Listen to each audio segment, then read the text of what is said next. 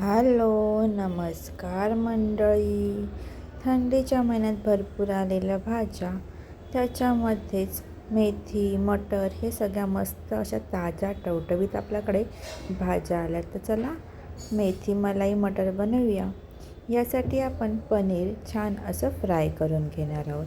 त्याच्यानंतर मेथी बारीक करून घ्यायची, ती तेलामध्ये फ्राय करायची आहे. सोबतच आपले मटारही टाकायचे आहेत. ते फ्राय झाले की एका कढईमध्ये जिरं, कांदा, आलं लसणाची पेस्ट, टोमॅटो छान असं फ्राय करायचं आहे.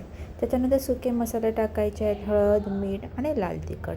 हे छान असं फ्राय केलं की त्याच्यामध्ये काजू आणि मगज बी म्हणजेच खरबुजाच्या बिया टाकून घ्यायच्या आहेत. त्याच्यानंतर आपल्याला त्याची पेस्ट टाकून झाल्याच्यानंतर जी मेथी आणि मटर टाकलं होतं ते त्या ग्रेव्हीमध्ये टाकायचं आहे. छान असं ढवळून झाकण लावून शिजवून घ्यायचं.